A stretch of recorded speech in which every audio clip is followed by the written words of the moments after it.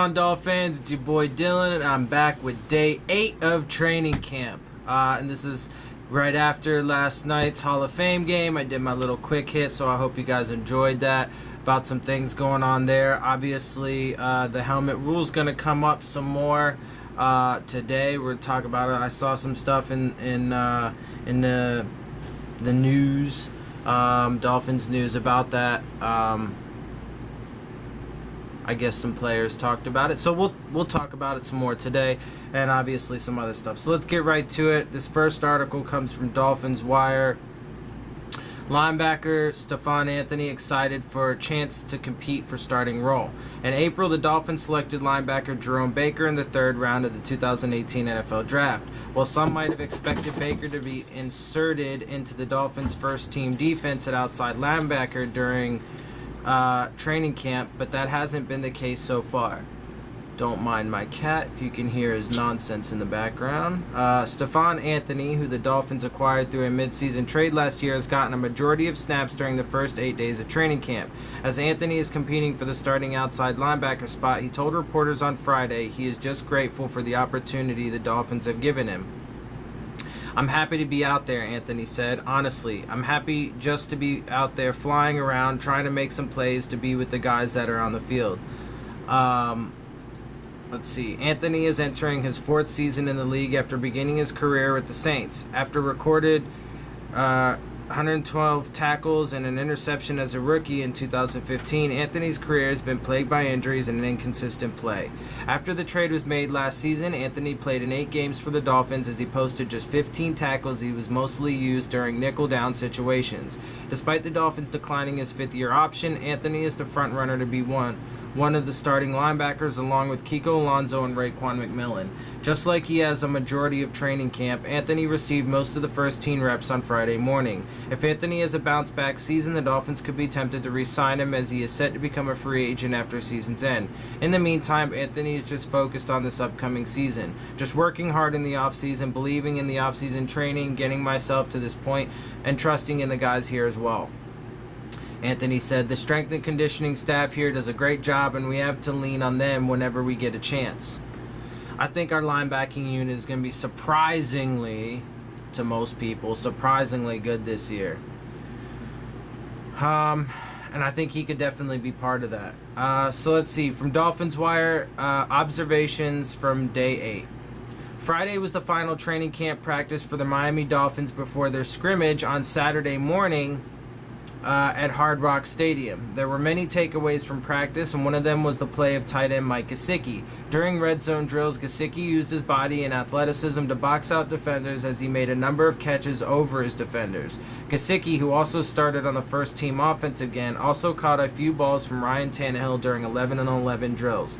So real quick about that, I mean, if you notice from where Gesicki was and all the reports and stuff coming out about him at the beginning, or even starting in OTAs and even through the beginning of training camp, he's getting more and more time with the ones, and he's producing more and more in practices. So we might have our tight end, baby! Yeah, come on, boys and girls, let's get excited for this. We might finally have that tight end.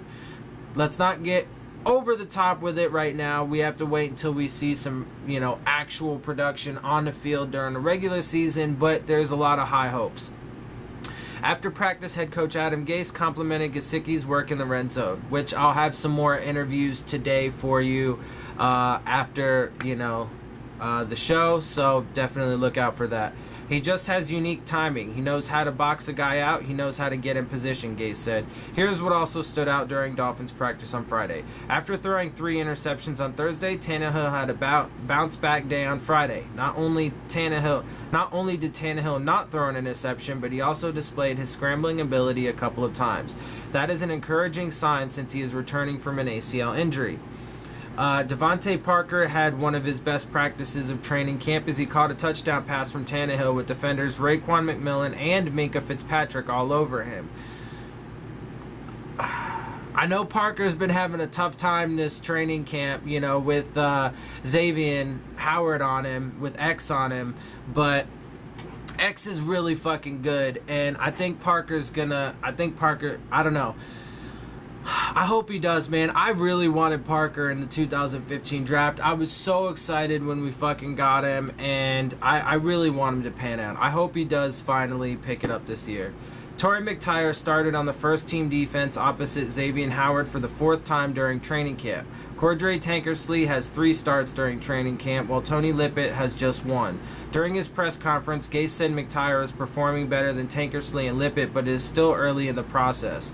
Backup quarterback Brock Osweiler threw 2 touchdown passes, both to Rashawn Scott. Osweiler's longest touchdown pass was about 40 yards. A day after suffering a hamstring injury, defensive end William Hayes missed practice on Friday. Wide receiver Isaiah Ford, shoulder, tight end A.J. Derby, foot. It says football, but I'm pretty sure they meant foot. And Jake Brendel, calf, also did not practice. After missing Thursday's practice due to a leg injury, Marquise Gray was back on the field Friday morning.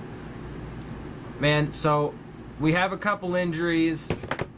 They're all relatively minor. Hopefully they stay that way, and hopefully we can get guys healthy. The training staff, the coaching staff, and everything. So, they're doing what they got to do.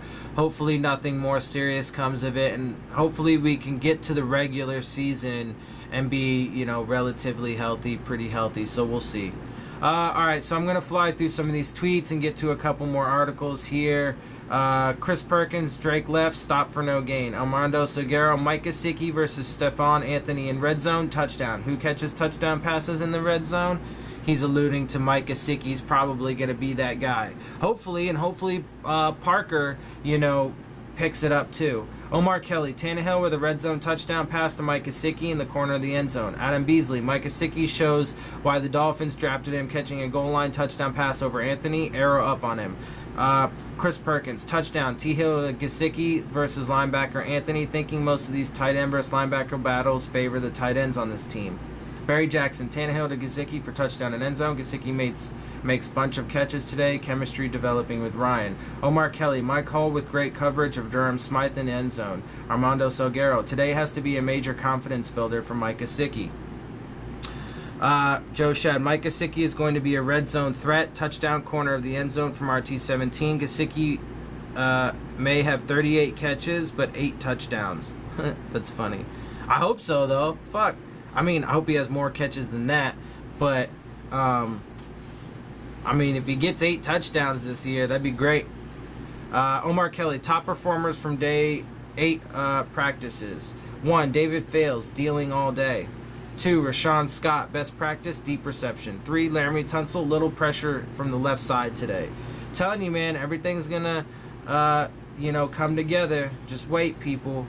People are sleeping on us. Let them sleep. Let them hate. Let them hate. I love it. Omar Kelly posted a picture of Minkah Fitzpatrick carrying some of the veterans' pads, and he said the tradition of Dolphins rookies carrying veterans' pads carries on. Yeah, man, you gotta earn your way. You gotta earn your way. Everybody does it. It's cool. Armando Salguero, Juwan James calls Josh Sitton a great leader. Omar Kelly, Juwan James said Mike Gesicki has been a great red zone weapon and says he's a willing blocker and good communicator. Let's see. Omar Kelly, it wasn't going to happen overnight, Mike Gesicki on his blocking, but he's improving. He's improving, so, keep it up. Get it going.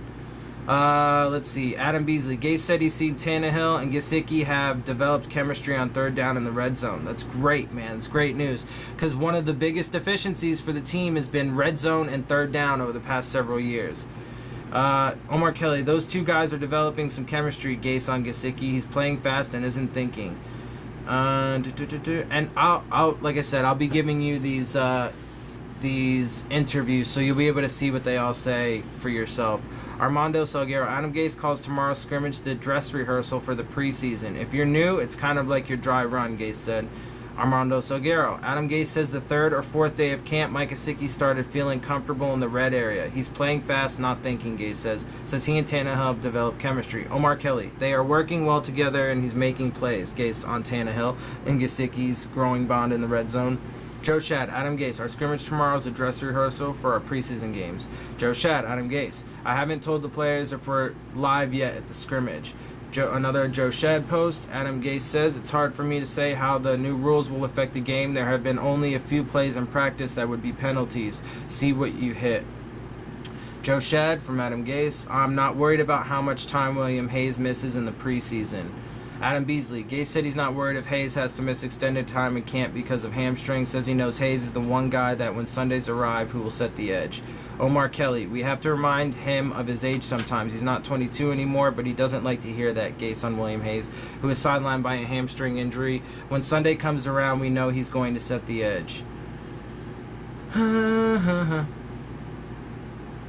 Let's see. Omar Kelly, he has unique timing. He knows how to box guys out and get it. Adam Gase said of Mike Gesicki's red zone prowess. Armando Salguero. Adam Gase says timing and fighting through holds by DBs is imperative for Devontae Parker to win 50-50 jump balls in end zone as he did today. Joe Shad, Adam Gase, Devontae Parker has to be strong. He has to fight off holds. He has to fight for the ball. He has the tools to do all that. He won one today. Didn't get one last time. From Joe Shad, Adam Gase, Ryan Tannehill is doing a better job of moving on from interceptions. Joe Shad, Juwan James needs to use his experience and really starts maximizing what he knows, Adam Gase says. Armando Salguero, Adam Gase says team has a pretty good idea who the kick and punt returners are going to be, not saying who, however.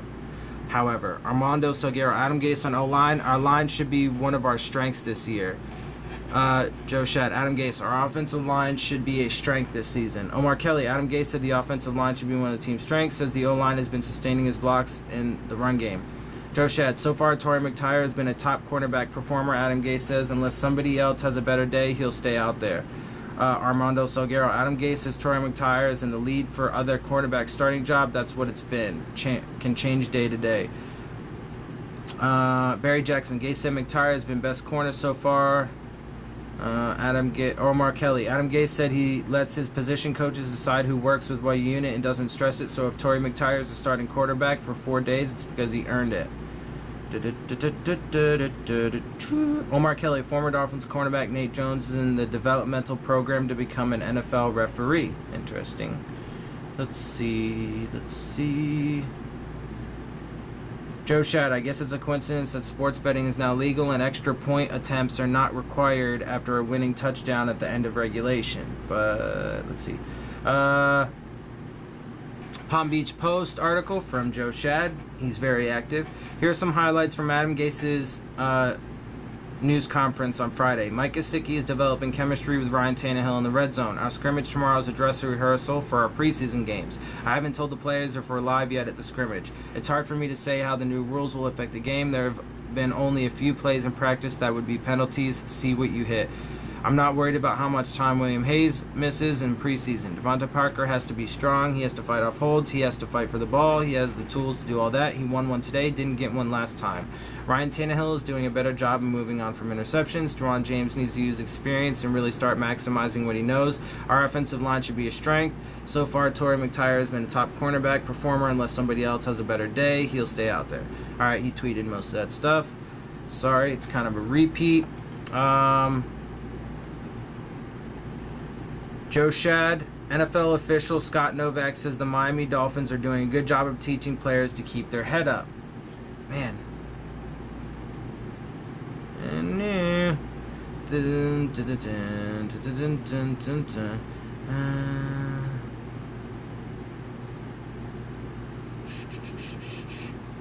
Okay, it looks like...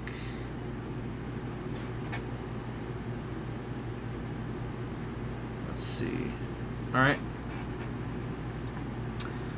It's a Joe Shad post about Lamar Jackson of Boynton Beach High thrills an NFL debut, Dolphin unsurprised. So it's a little bit about last night and there's some ties to the Phins. So Lamar Jackson tossed a touchdown pass and also showed off his dazzling athleticism on Thursday night in his NFL debut for the Baltimore Ravens. It was okay. He was all right. Jackson starred at Boynton Beach High School in Louisville and was a teammate in Miami Dolphins running back Brandon Ratcliffe in college. I think he brings so much to the team, Ratcliffe said of Jackson on Friday after Dolphins practice. He can roll out of the pocket. He was able to roll out of the pocket and make some throws down the field. I saw one play last night where they thought he was going to run, but he brought the defenders up and made a complete pass about 15 yards down the field. Jackson was the last pick of the first round. It seems very likely the Dolphins would have considered the local product had he fallen to the second round. I had my fingers crossed, man, Radcliffe said. Great competitor, level guy. You want a guy like that around your team, but he's in a great spot where they can help him succeed. The Ravens have experimented with having Jackson on the field along with Joe Flacco. Before the draft, Jackson was adamant he is a quarterback and only a quarterback. Should he be a multi-purpose weapon as a rookie? No, said Radcliffe, who starred at Columbus High School in Miami. He's a quarterback. I'm right there with him. He's a quarterback all the way. He's blessed to have that arm on him, and he's a quarterback. Radcliffe said he wouldn't have missed tuning in to watch his friend's first NFL game. He handled himself very well, he said. Jackson was very calm and collected. He had a nice little drive and scored a touchdown. NFL is a different level, so you have to level up. You got to level up. Level up. Okay, so that seems to be about everything from my Bleacher Report articles and information. So let's see. Let's go Dolphins.com. What can we get from there? Okay. Let's see. From Andy Cohen, AC in the AM, Gesicki starting to step up. At first there was confusion and uncertainty, a playbook filled with foreign language, an offense that was challenging to learn, and a level of heat and humidity that his body just wasn't ready for. But as the days of training camp have passed, we have begun to see a noticeable difference in rookie tight end Mike Gesicki. In so many ways, the fog is lifting. Suddenly, or so it seems, Gesicki is attacking each play with greater confidence, running his routes with more precision, and generally doing more reacting than thinking. With it, we have seen some plays that have shouted what Gesicki can mean for this team and this offense. No doubt he is far from a finished product, and he is well aware of that. But what we've seen recently is that talent coming to the surface, talent that was partially hidden during off-season workouts and early in training camp, because there was so much to absorb at one time. Couple that with the stifling heat, even more stifling for a kid that went to Penn State and grew up in New Jersey, and you have got a recipe for some shaky moments. I'm not quite sure whether there was one instance when it suddenly all made sense, when the heat became at least more bearable, but I can tell you this. There was one play that told me everything I needed to know. Real quick, I'm just going to, little side note, in case you hadn't noticed, I'm wearing, this is 28. Yeah, 28. It's a No Sean Moreno jersey. Just so you know why I chose this jersey, I have no idea. I just decided to put it on today. For his 1 year that he was with us. Anyway, it was a deep throw in the first week of camp from Ryan Tannehill to the front right corner of the end zone. Gesicki was turning to the inside and the ball was thrown outside. He had to react instantly just to be in position to catch the ball, and even with that, he had no option but to bring it down with his left hand and still somehow keep his feet in bounds. What a catch. I'm not sure the last time I've seen a better one from a tight end. If you put the ball anywhere near him, he has the ability to either jump and get it or reach out and get it, said Tannehill. He has a huge catch radius. Translation, if he's covered, he's open. Said Gesicki, if you label yourself an athletic tight end, which I do, all you want is for the ball to be thrown in your direction. After that, it's up to me, and I don't care if it's one hand, two hands, whatever, I'm going to do everything I can to get it.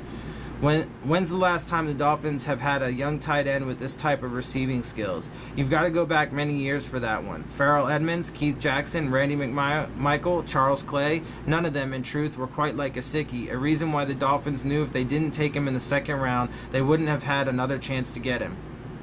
No doubt he has some limitations as a blocker. That's been well publicized, but truth is he wasn't selected that high to play long stretches in the trenches. Nope. He is a wide receiver and a tight end, 6'6", 245-pound frame. Throw it up and he'll get it. The red zone.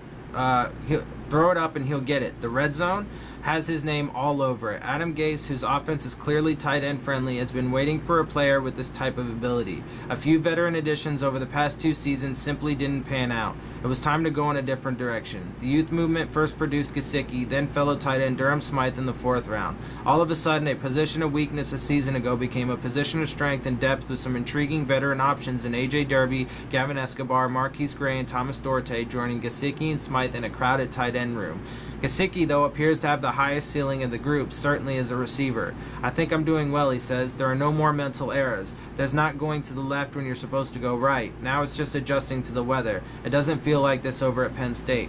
The Dolphins wisely are not going to rush Gesicki along. They are easing him into the offense, keeping the pressure low and the expectations at a realistic level. But as the summer progresses, look for Gesicki to become a more integral part of this offense. On this day, Gesicki was the last player off the practice field, and a team official tells me that's the way it is most of the time. He ran some sprints, signed a few autographs, and then politely asked the jugs gun operator to reposition the pass-catching machine so he could put in a few more reps before calling it a day.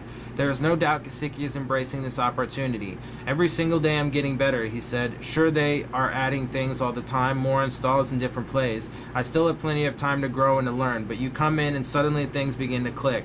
I line up now and don't have to think very much. It's just go, go, go for me all the time, and I like that. Gesicki gazes out toward that empty practice field. I was brought in to make an impact here, he says, and I'm excited for that opportunity. After seeing how he has grown in just 1 week and after watching some of those catches, it sure seems like he's well on his way to making the most of it.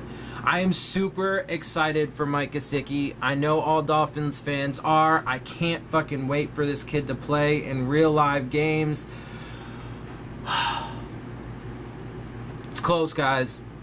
It's really close. We are almost there. This Thursday, this upcoming Thursday, we have a game. I'm sure he's going to play. I can't wait. From Alan Pupar on Dolphins.com, Camp Insider, 18 highlights from today's practice.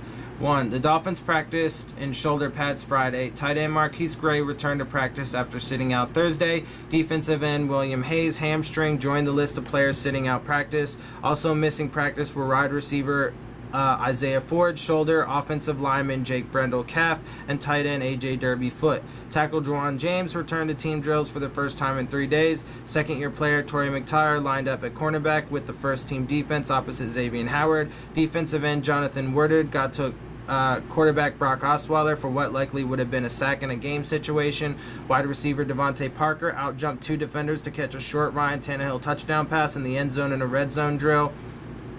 David Phils threw a 6-yard touchdown pass to tight end Thomas Duarte for a touchdown despite tight coverage. Defensive tackle Anthony Moten got to quarterback David Phils for a potential sack. Moten and fellow rookie D-tackle Jemias Pittman later teamed to stuff a running play near the goal line. Safety Walt Aikens recovered a fumble at the 5-yard line on a running play. Quarterback Brock Osweiler threw a touchdown pass to Rashawn Scott in the corner of the end zone after handling a wobbly snap out of the shotgun. Osweiler and Scott connected again later on a deep pass down the sideline. Defensive end Andre Branch recorded a sack in team drills. Jakeem Grant, Torrey McTyer, and rookie Kalen Ballage returned kickoffs during a special teams drill. Rookie tight end Mike Gesicki made an acrobatic twisting one-handed catch in the corner of the end zone in a one-on-one drill. Gesicki later had a touchdown catch from Tannehill in a goal line drill. Tannehill had a nice completion to Danny Amendola down the middle of the field that prompted the quarterback to pump his fist. Yeah! It's going to get crazy. It's going to get lit this year. I'm so excited. I can't wait. One play after he dropped a pass on a slant, Leonte Carew caught a 45-yard touchdown pass from David Phils. Man. See, here's the thing. It's funny. We're actually... One thing that I've noticed is we're seeing a lot of, undrafted guys, more and more so every year since this coaching regime and stuff has been in place. More and more undrafted guys, guys that we had drafted previously that weren't performing are starting to do better and better. I think this coaching staff has finally built that culture that they want there. Coach Gase has his guys, and they're making each other better. They're improving, and they're all getting better. Every single person. And it's going up and up and up and up, and I'm excited. I'm super excited. So, all right, guys, that's about everything I got for you for today. That's going to be it. We got, let's see, tomorrow they have their scrimmage, and then obviously on Thursday we have our first preseason game against Tampa Bay. There's going to be a lot of exciting stuff to watch, so I'm super excited for that. I can't wait. Obviously, if you guys like this video, please subscribe. I'm really trying hard to make these videos as high quality as I possibly can, and always, I hope I can get some more, questions and comments from people. I'd love to answer questions. I'd love to start conversations. So definitely please subscribe, share this with your friends, like the video, leave your comments and stuff like that. I'm super excited for this year. I know I've said it a million times, even in this video, but I really am. I can't wait. Enjoy the compilation of interviews and stuff that I give to you and provide to you at the end of this video, and I will see you again soon. Fins up.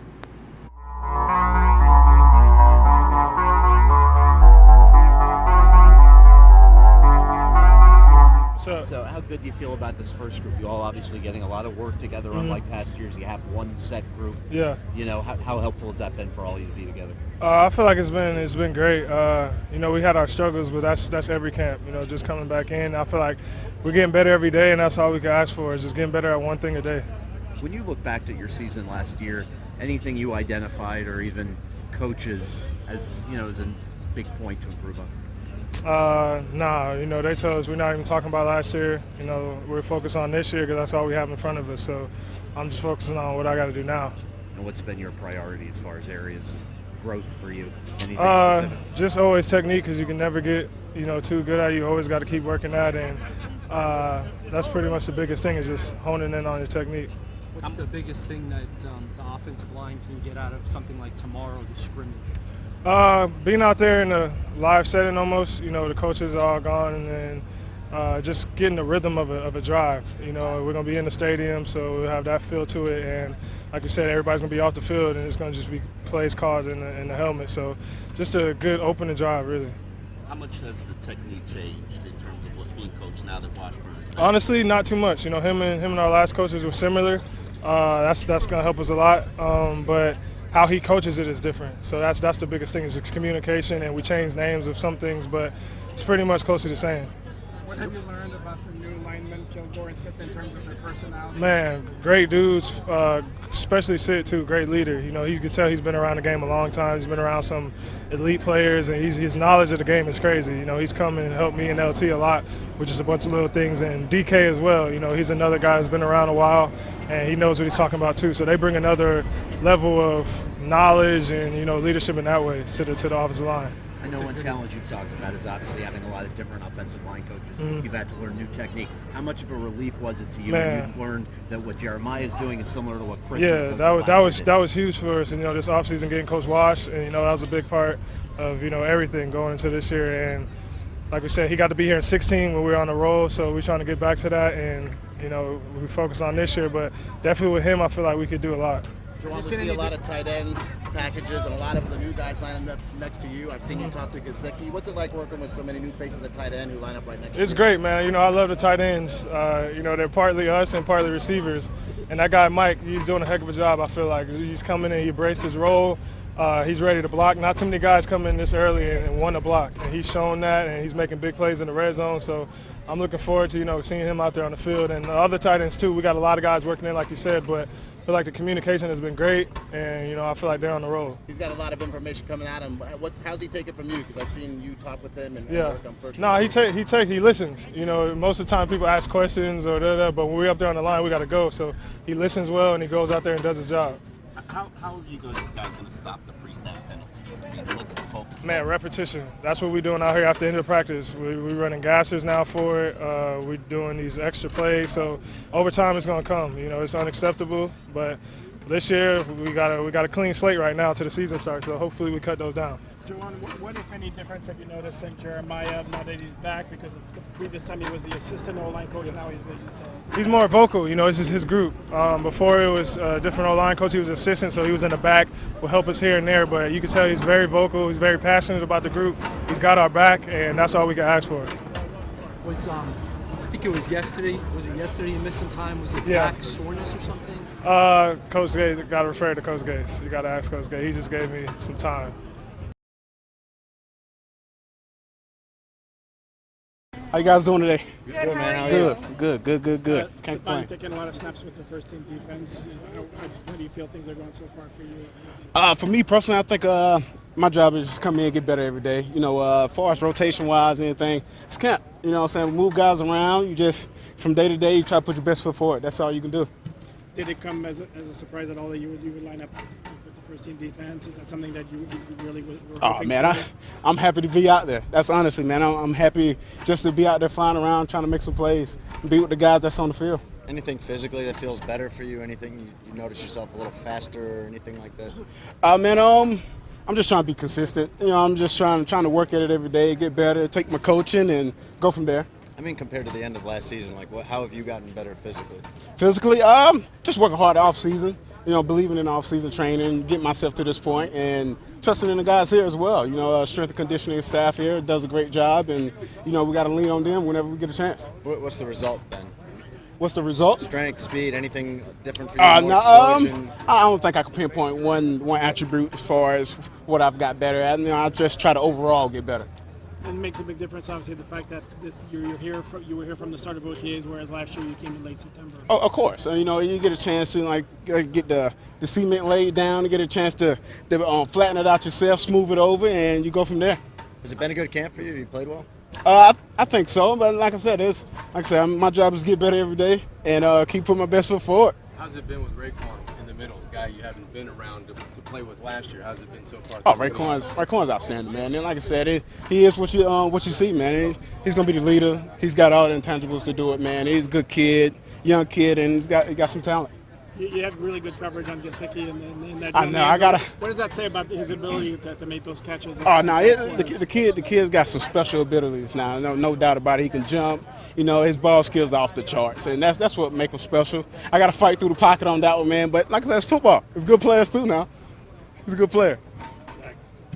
Yeah, what's your mindset heading into the scrimmage tomorrow? Oh, yeah, one play at a time.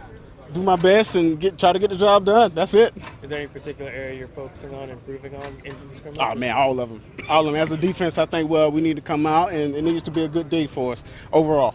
In your matchups with Gesicki, have you noticed him getting better? Oh, of course. Getting a little tougher every day because he's starting to catch on? Oh, man, the kid's a sponge. And everybody knows that once he catch on and he really gets it, he's going to flourish. It's easy to see. No doubt. Thank you, guys. Thank you. Vincent, how happy are you with your start of camp so far? It's going pretty good. You know, we out here getting work against each other. Offense doing their thing, we doing our thing. We just out here trying to compete. For you personally, what have you noticed as a big difference from last year?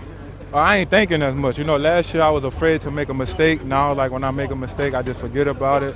I'm not thinking as much as I did last year. You know, last year I was trying to work on my footwork. This year, I think it's where it needs to be, but it can always get better. So I think this year I'm not thinking as much as I was last year. Vincent, Kris Kocurek was talking about your upper body strength yesterday, how you're able to control guys and shed them. Tell me how you use that. How does that turn itself into a tackle for a loss? It helped me out a lot. You know, I'm a D tackle, but I ain't got like a bigger lower body like most D tackles. So I use like my power and my upper body for my advantage, and it just helped me out a lot. And what does that entail? You got to get your hands on the offensive lineman first, and can you take me, I guess, through some technical stuff? I think Coach Kris, like before every practice, we work with a snatching drill, and I think once we get an 11 versus 11, you can see how it helps us out what we do in individual, and I just take what I learned in individual to 11 on 11. What does it take to shed a block? I mean, is that strong hands? Is that some knowledge of the play? Is that just all upper body strength? No, it's technique. You know, like I said, we do it at individual, and then I just take it from individual to 11 on 11. Like most of the older guys been telling me, you know, football, you've been playing it your whole life. You just go out there and make plays. It's 11 versus 11, man on man. What does Spence bring to the D tackle group? Smith, you know, he's the older guy, so he's been there. He knows like what it takes to make plays. He know how to lead, and he was with Coach Kris in Detroit, so everything he learned from Detroit, he telling us young guys like what Coach Kris expect. Vincent, when you watch yourself on tape, how much further along are you now this year compared to where you were last year? I think this year I'm playing more faster. You know, like I mentioned earlier, last year I was afraid to make mistakes, but now once I make a mistake, I just keep going. You know, I don't worry about it no more. Is it because your focus is different on what you're trying to improve on? That's one of them, but like last year I was a rookie, so I'll try to do everything right. to make sure the coaches don't get on me. But now, like, I understand this football. I'm gonna make mistakes, so now I just learn to get over it. How much do you bring every day to practice because of Coach Kocurek and the way he coaches you guys? It's every rep, the height on what you need to do every rep is continuous. It starts in individual, like I mentioned, and Coach Kris, if we give him our all, he gonna do the same with us. So playing for a guy like that, he just makes you want to come out here and give it your all. And Vince Taylor, his work this camp. Since the day I got in this building, Vince has done nothing but work. He comes in, puts his head down, and just comes to work with a good attitude, and it's showing on it with his play right now. He's takes his craft very serious, takes his work ethic very serious, takes being a teammate very serious, and he's making strides. Not where we want to be yet, but he's heading in the right direction. Obviously, William Hayes suffered an injury today, but what do you envision for his role with this team? In Will's history, he has a history of playing left defensive end and then moving inside on passing downs, rushing the passer from in there. That's what we've been primarily working in with him. On first and second down, he's a great edge setter, physical presence on the edge. And then once you move him inside, you can create some mismatches on guards, let him use his speed, let him work his hands, and get him in there rushing. Does he need to practice that defensive tackle spot, or you Oh yeah. You got to sharpen your blade every day, sharpen your axe every day. He's gotten a lot of reps in there. Yeah, throughout since we've been back. Individual work, teamwork, something he's done in his past. But we're not going to put a player in a position that he's never practiced. So yeah, he's going to get some work in there, and one-on-one pass rush against the O-line, he's going to get work in there. And Will's done a really good job. Tough guy, team guy. Everything we ask him to do, he does. I know he's a lunch pail type guy, and I know he's reiterated to y'all that whatever the team needs, he'll do, and that's kind of the attitude he brings every day. Kris, when you watch Charles Harris, what did you identify as things you wanted him to work on, and how has he done with those things? I wanted to try to simplify things for Charles and get him playing to his skill set as fast as he can go. As a rookie, you come in and you get all this stuff thrown on you, scheme, technique, repetition, first time in a new environment, and sometimes it can just overflow your mind, and then all of a sudden you're playing hesitant. I just want Charles to play as fast as he can, because if he does, good things are going to happen for him. When you watched him on film last year, when he just pinned his ears back and went as fast as he could, that's when good things happened for him. When things got in his head and he played a little hesitant, that's when he wasn't so good. So we just want Charles to play fast as he can possibly go. When he does that, good things happen for him. Any of the rookies catch your eye so far? We're just rolling them all in there at this point in time. We got 2 defensive tackles and 2 young ends, and it's showing up grinding every day. So you get a better feeling for those guys once you see them in preseason action, get them in a game situation, see how they react under pressure, and once we put them in some situations, in a game, and see how they progress. Coach Cam Wake says that he didn't think your voice was going to make it through training camp, man. What are the odds on that? Usually once I make it through the 3rd day, get some hot tea and some coffee down my throat, get to the player's day off and rest it for a day, then I'm usually good for a stretch. Tell me about how much you got to love being out. I mean, the way you coach, I mean, you got to love it, right? I mean, that's always been your makeup. I'll just say this. I have a passion for D-line play. I was a D-lineman. I've always put my hand in the ground, and I got a passion for coaching those guys and getting the most out of those guys from a physicality standpoint, from an effort standpoint, from a mentality standpoint. It's, in my mind, there's nothing more beautiful to see a D-line all come together and working as one, because everybody's seen across the NFL, you can have parts to a D-line, one guy playing really good, but our goal here is to have a unit that plays well. From top to bottom, we feel good about sticking anybody in the game, any given point in time, and they're going to go in there and get the job done. Kris, what has this transition been like for you? Different, because I was settled in a spot for 9 years and had the same office for 9 years, same meeting room for 9 years, same layout for 9 years, same track to work for 9 years, and then all of a sudden you get thrown into a little bit different environment, but it's been great. The building's great. I've loved it every day I've came in here. I look forward to cranking my truck in the morning and getting to work as fast as I can. You played in the NFL. You know how tough this game is. Does that help you as a coach? Oh, yeah. I mean, as coaching D-line, I think you need to have some type of put your hand in the ground background in your history, or, be known as a guy that brings it at some other position. But, this is a physical game, played with physical men. And we got getting good work versus our offensive line. Iron sharpens iron, working each other every single day, just trying to get a little bit better.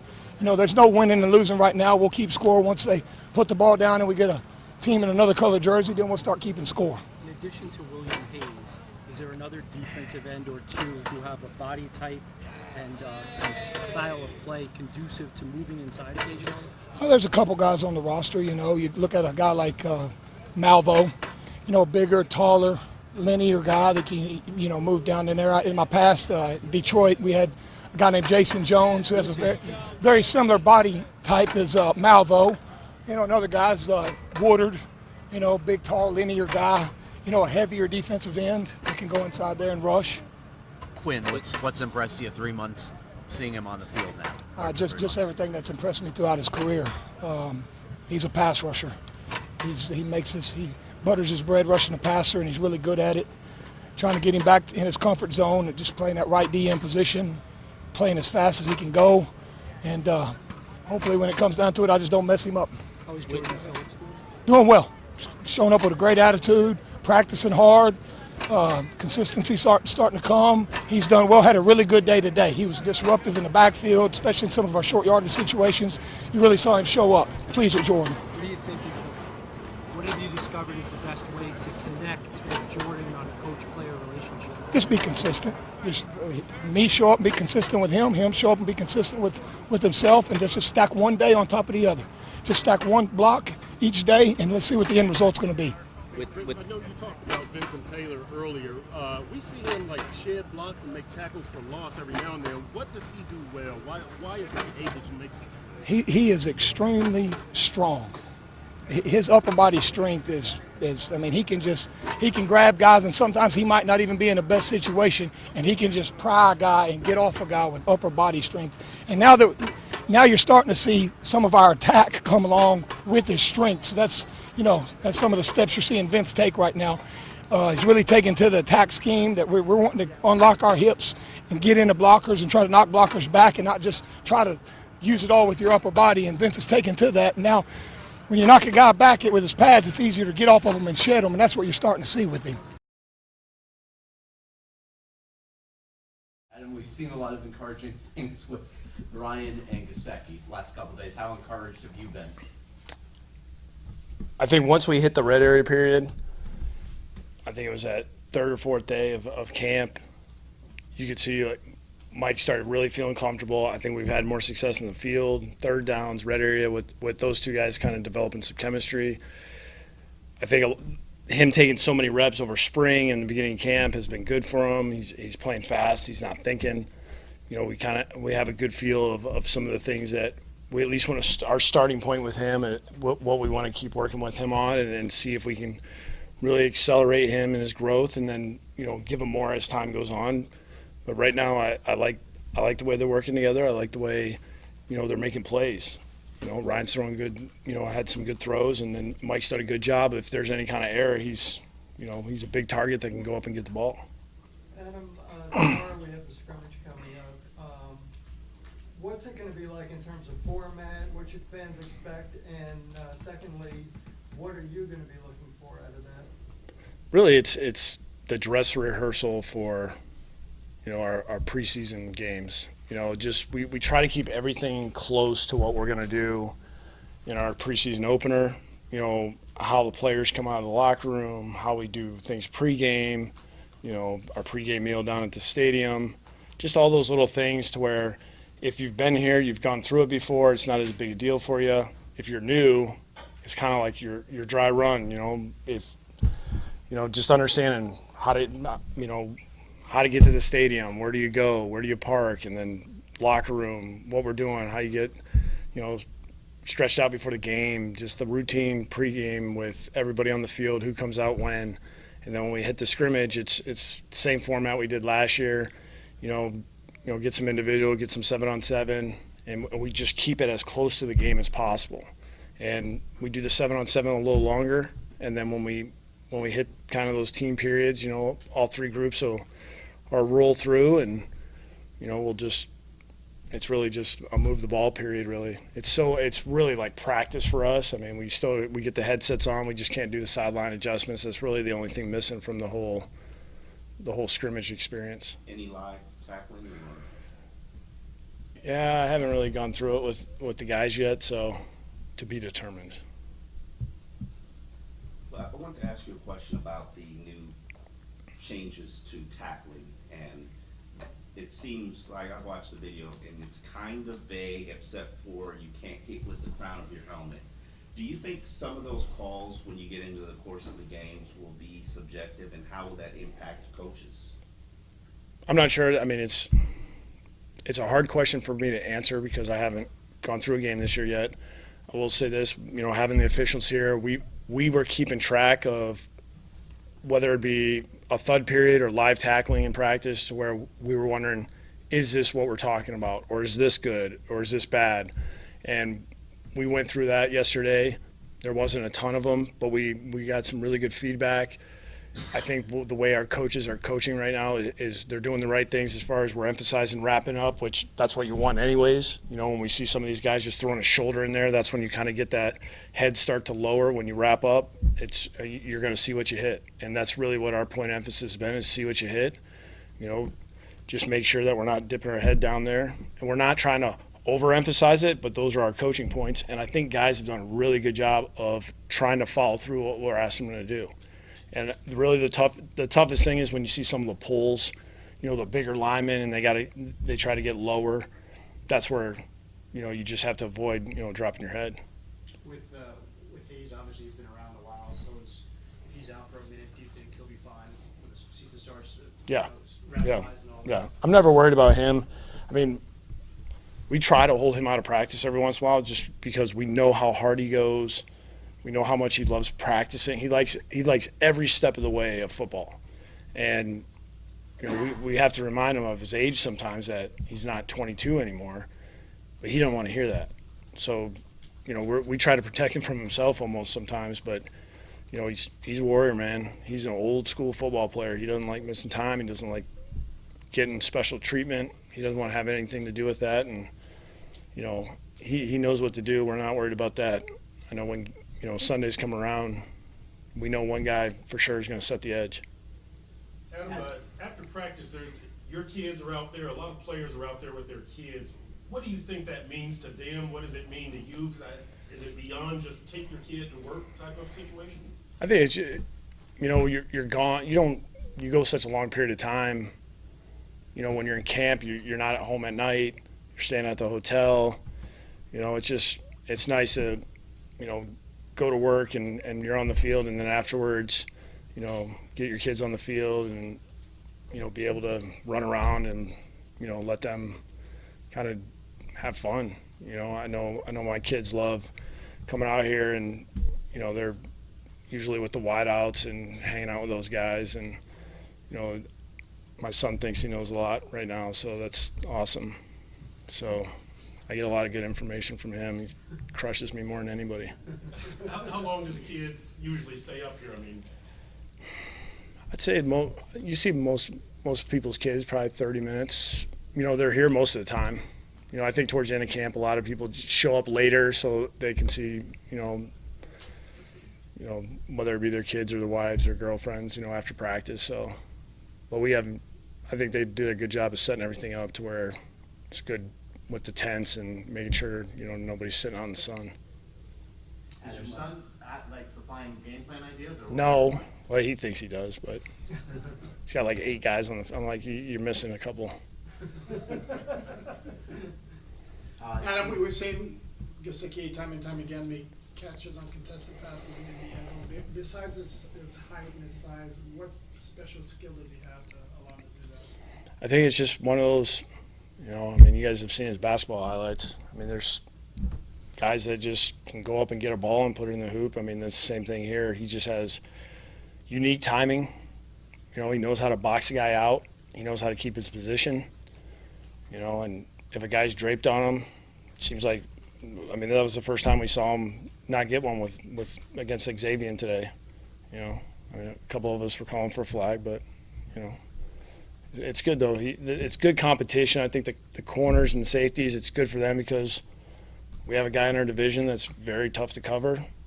And anytime we can get work against our own team that could carry over to Sundays, that's a plus. Adam Brock has been better this week. Do you think some of the tweaks you made maybe have started to be reflected more consistently in his mechanics? I think with Brock, sometimes it's just kind of getting in a rhythm. You know, with him, David and Bryce, really we're trying to give those guys all a fair shake at this thing, and they get kind of like 2 and 3 and occasionally 4, but it's just that rhythm. That's why I like some of these 2-minute periods, some of the stuff we were doing where David took 6 straight. Those are good for those guys because it starts to feel a little more like a game. I always love the looks when we're doing like call it periods, and Brock has 3 plays and I call 2 runs. That's just something that irritates those guys because they're like, hey, I only got 3 plays. Like, give me something to really do something in the passing game. So I think it's all about the rhythm. That's why I think these preseason games are going to be critical for these 3 guys. It's really going to be, all right, hey, make the most of your drives. I saw Devontae jump up and catch one high over 2 defenders. What are some key points for him when it comes to contested balls and also improving as a red zone threat? I think it's just the timing, fighting through, the holds, and because that's what happens is you have to you can't be held. Everything's not going to be seen. It's just when it gets to tight quarters and you get a bunch of bodies around them, you got to time it out right. You got to be strong going to attack the ball and use his length, use his vertical. He has all those on paper. You have all those traits. It's just keep repping it and put him in position as much as possible. I think we had one a couple days ago. It didn't work out. This one it was good to see him really have a tough catch because there was more defenders than there was the last time he had one of those, and to see him go up and get it, that was good to see. Rashawn Scott had a couple of nice catches in practice. How would you evaluate his progress? I think he's one of those guys, man. He just keeps doing his job. He stays in his book. He's really good in meetings, and he's going to give you everything he has on the field. And he fights, and the thing I love about him, he never looks at anybody else. He's not worried about, all right, where am I on the depth chart? Where do I stand? How many reps? He just when he's put in there, he does everything he can to make play. Yeah, obviously a lot of numbers at wide receiver. What does he need to do to kind of sneak his way in there? It's going to be the preseason games. Make plays in preseason. I got to give these guys opportunities. We have to be good up front and be able to protect in these preseason games so we can throw the ball, and mix that in with the run game. And we're doing some evaluating with the quarterback. So if we got to throw it a little more, then we can throw it a little more. With Ryan, we obviously saw the picks yesterday. He had a really good bounce back day today. Is he a guy that just, as soon as he comes off the field, it just washes away? Or He's doing a better job of that. He doesn't hang on interceptions, at least from what I've seen, and that's what you have to do.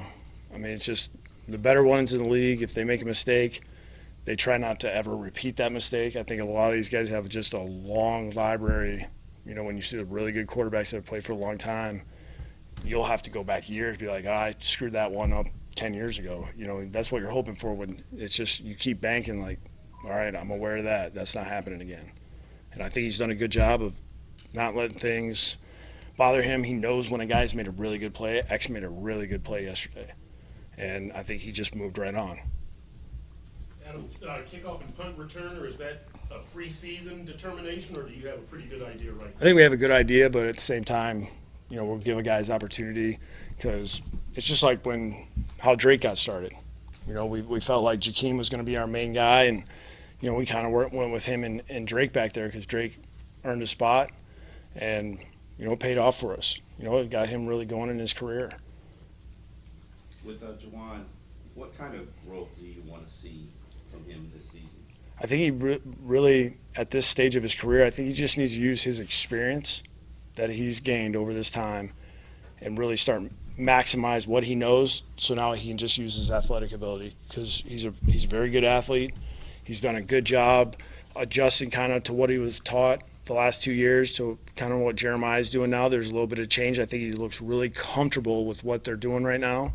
And it's just him and Jesse getting that chemistry going together because, we've seen a lot of these, the league's really, that's where it's gone is all these pick games and them trying to get the guards and the tackles on different levels. And we just have to keep working on that. I think they've done a good job. They're trying to, I don't know if they're quite where Laramie and Sitton are right now as far as that chemistry, but I think it's coming along, and we're seeing steps, throughout this camp of positive improvement. So, we keep doing that. Our line should be, one of our strengths this year. I think the run game's really kind of shown up for us to where these guys are really doing a good job of getting on their blocks and sustaining their blocks. And with some positions, obviously, you want to see different guys with the ones for chemistry reasons, offensive line, defensive line. In the case of corner, when Matt and Tony Oden, and run it by you eventually during the day, decide who would take first-team reps that next day, is it based for them and you primarily on who played the best the previous day among the guys in the mix? Yeah, I tell the position coaches, you make the decision what you think's best for that group that day.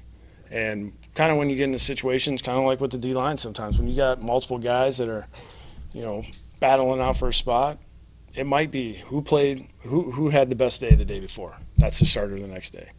I guess I just don't get hung up with the whole starter thing. To me right now, it's all about reps, experience, matchups.